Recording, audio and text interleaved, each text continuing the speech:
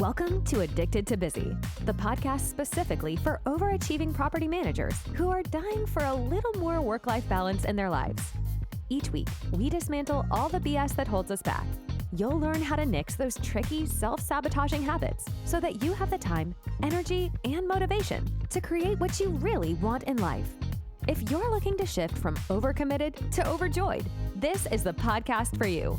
Let's do this. Now, your host, Anna Haviliana. Hello and welcome back to Addicted to Busy. I am so excited for the next couple months. I am going to be headed all over the place. In a couple weeks here, I'm going to the NARPM Power Up Conference in North Carolina. I'm also headed back to Texas to speak at another BOMA Houston event. There's a chance that I might be doing an event at the Nike headquarters. And later this year, I just found out that I'm headed to Tennessee, which is really, really exciting. And I'm kind of laughing at myself because this was not something that I really saw happening for myself in 2022. Back when I set the goal to create my own coaching program, I did some future vision journaling and some spinning on ideas of what my business could look like and what were the things that I wanted to do.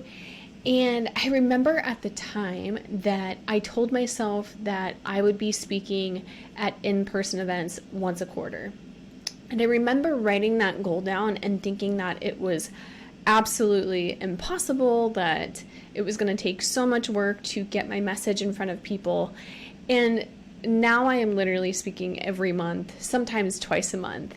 And it's been really fun to see how this material is catching on and that it's truly resonating with property managers. So when I think of how I got to this point, it honestly was not easy. So in 2020, when I started my business, I had 0 speaking events. In 2021, I had 1 speaking event. In 2022, I had 9 speaking events, but they all happened in Q3 and Q4. And now in 2023, I have 6 on the calendar, and we are only 1 month into the year. So this is literally a dream come true. I had no clue that this was going to be a part of my career, and I pinch myself that I get the opportunity to do this for a living. Now, the thing is, on the outside, it does look amazing. It is really fun to travel and network with managers and see new places and meet new faces, but the reality is that getting to this point was no fairy tale. No matter what it is that you want to do, you have to be willing to fail. And if you're not willing to fail, you're more than likely to just stay exactly where you are instead of getting to where you want to be. And the only way that I got to getting what I want to do, which is to coach people and speak in front of people, the only way that I got there was by way of doing literally hundreds of things that I did not want to do. When it comes to in-person speaking events, that first year, I had to put myself out there a lot, and I had to be willing to be rejected every single day. I sent out over 500 emails to different property management associations, and the first few events that I did, I was absolutely terrified. And while they went okay, some of them were still quote-unquote a failure. 2 times I was contracted to speak for an hour, and I spoke so fast that I whipped through all of my material in like 40 minutes. For every association that didn't respond to my initial email, we went back and we found them on either Instagram or LinkedIn and made a second offer for a speech. And again, these are all things that I just didn't want to do, but knew that it would be necessary in order to get the result that I wanted. There were other things that I did, like watch countless speeches and webinars to get an idea of what I wanted my message to look like and what I wanted my voice to sound like. So all of this is just to say that by the time that I get on stage to speak at an event to a group for, say, 45 minutes, what you don't see is all of the hours spent behind the scenes doing things that I literally don't want to do. Of all the skills you can learn in your lifetime, make sure that you have the skill of being able to jump straight into tasks that you don't want to do. I will argue any day that our time is our most valuable resource. And what's crazy about time is that it's literally just a mental construct. Think about it. Why do some days feel like they drag on forever, whereas other days feel like they just fly by? I once heard someone say that people are pretty reckless about how they think about time. And I agree. I can't tell you how many times I've heard someone say, I don't have time, or there's not enough time, or I'm too busy. Keep in mind that you generate your feelings and your experience of the world from the thoughts that you choose to think. If you're thinking that you don't have enough time, you're more likely to generate feelings of rushed, scarcity, or panic. You do have time. But when you tell yourself that you don't have enough of it, two things are happening. Number one, you are playing victim to the clock. You are acting as if you are at the will of time and that time is happening to you. Number two, you're arguing against reality. There are only 24 hours in a day.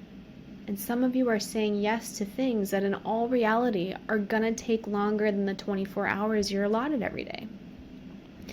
The reality is that a lot of us, even though we feel stressed and burned out and push for time, a lot of us can actually get more done in a day than we currently are. We waste a lot of time by just avoiding getting started. Listen, I'm not here to preach on an altar that I have no business standing on. My goal today is to teach you a simple process to help you get started sooner, but hear me out. I am not perfect at this. I'll give you an example. I love to run. I love being outside. I love the feeling when the run is over and I'm flooded with endorphins. I love the atmosphere of a race day, and I certainly love a post-race beer. But you know what I really don't love is starting my run. In our house, we call it dilly-dallying. I will get all geared up to go for a run, and then I will start wiping the counters in my kitchen, or I will take out the trash, or I'll switch out the laundry. And my husband will actually call me out on it quite a bit. He'll say, are you dillying or are you dallying? All of this is to say that a run that should take, let's say, 45 minutes can now take up to an hour and 15 minutes out of my day because I held off on starting. Does anybody feel me here? And we do this at work all the time. Instead of starting that big, hairy, scary report, we instead will knock out a few payables, or review time cards, or shoot off a couple emails, or double check the turn list just one more time. And to be 100% transparent, I definitely put off starting writing this episode. So, welcome to being human.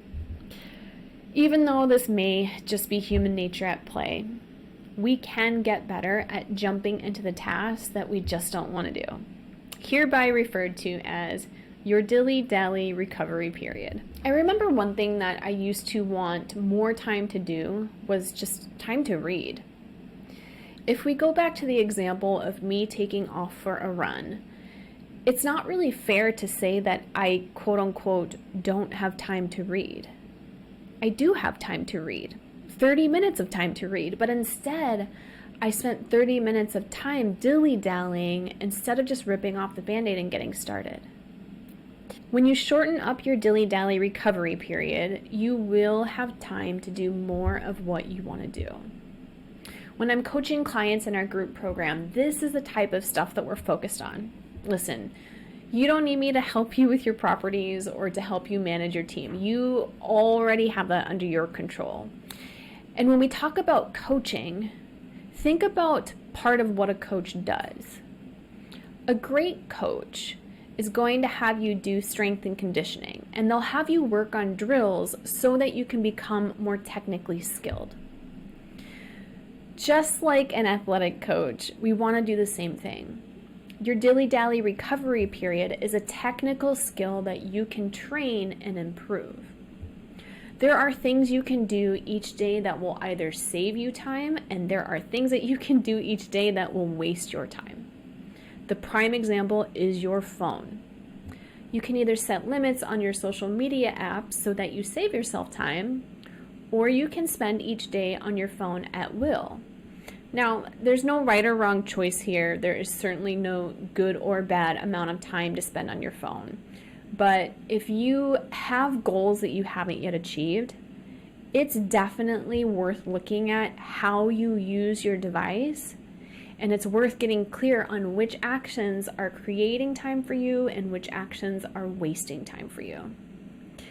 I can tell you this much. I would do anything to recoup all of the time that I've spent scrolling Instagram outside of 20 minutes a day.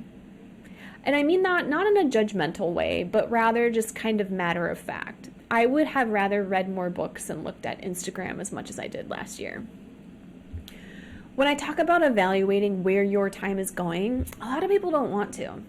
Some of them don't want to because they don't want to feel bad because they know there are places where they don't want to be spending their time.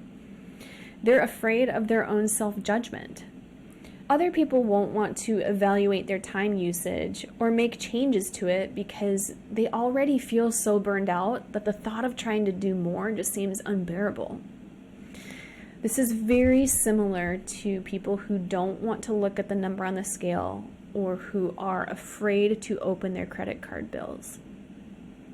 We know that what we see could potentially spark a thought in our minds that causes us to feel anxiety. But this is the key right here. This is how you do the thing you don't want to do. You have to be willing to feel whatever crappy emotion comes up. In the case of not looking at how you spend your time or the number on the scale or the unpaid balance on your card, the absolute worst thing that's going to happen is that you're going to think a thought that causes you to feel a negative emotion. That's it. If you want to build up the skill of jumping headfirst into the task that you don't want to do, you simply need to be willing to feel any emotion, good or bad. That is it.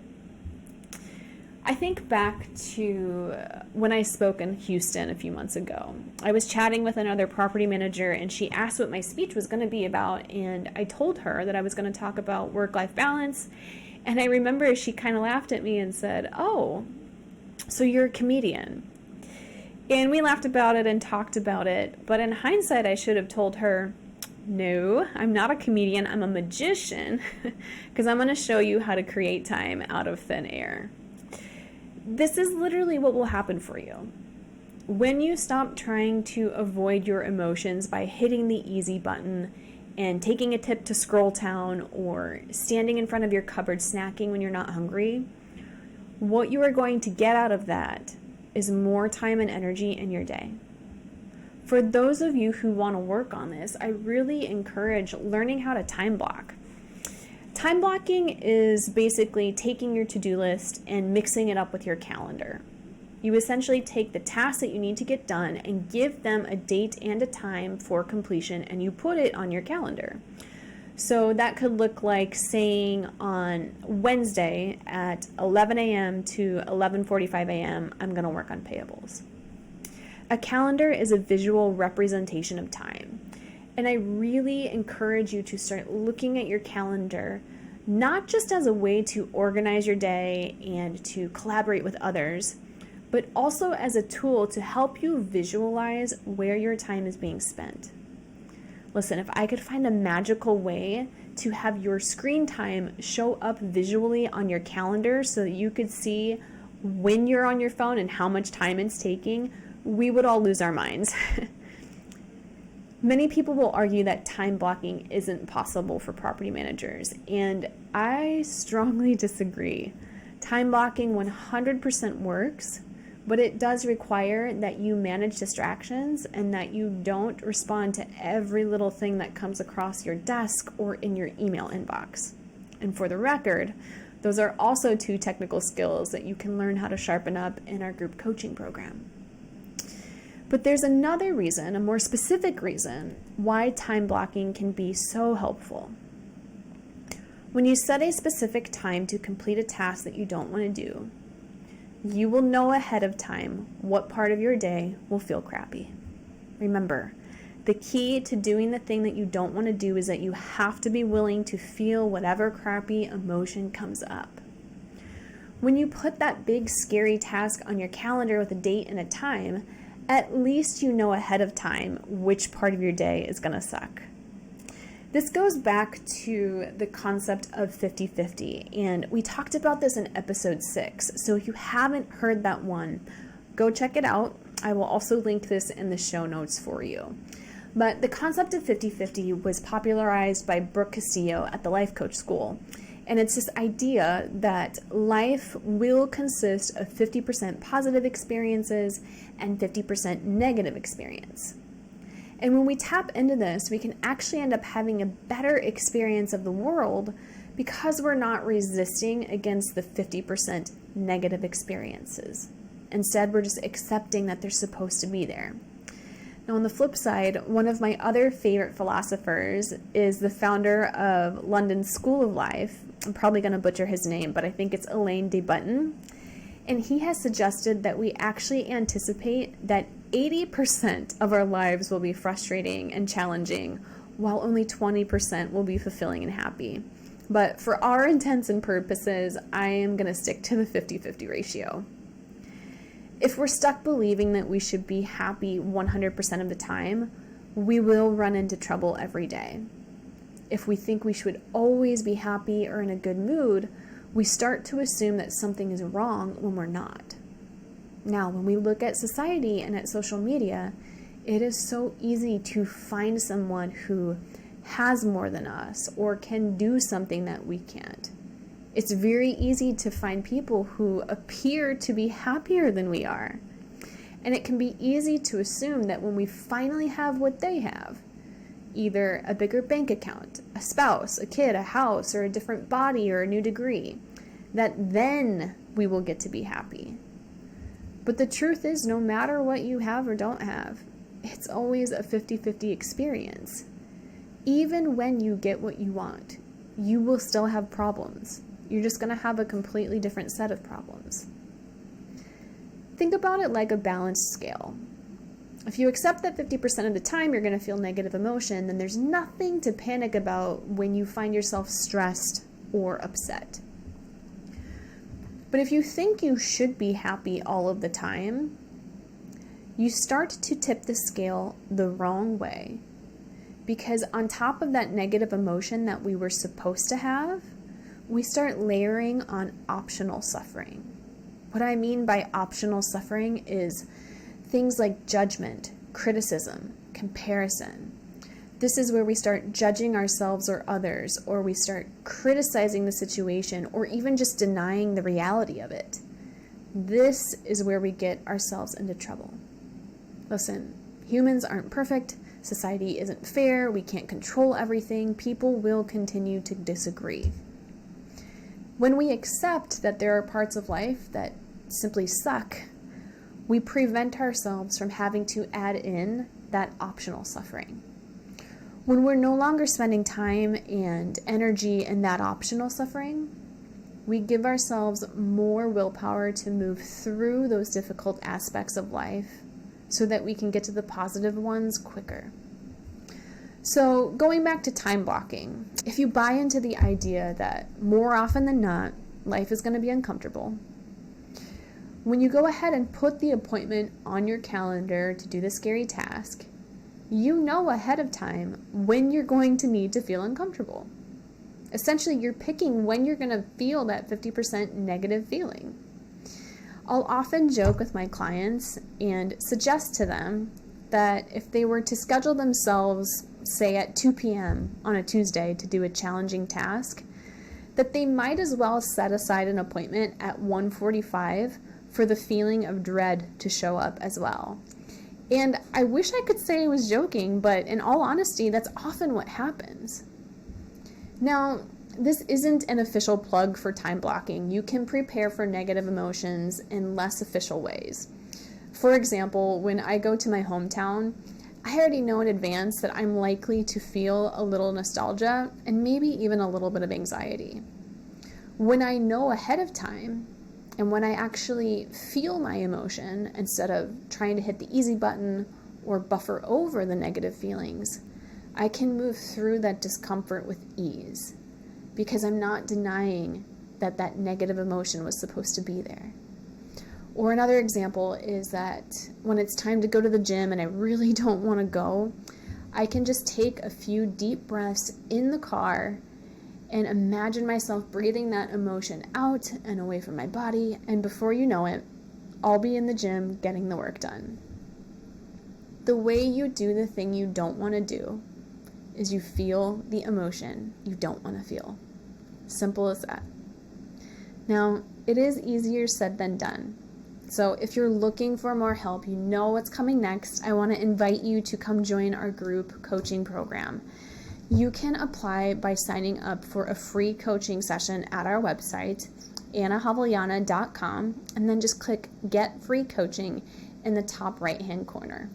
That's ANNAJAV as in Viper, ELLANA.com. I love y'all. Keep going. Go feel some feelings. Thanks so much for tuning in to this episode of Addicted to Busy.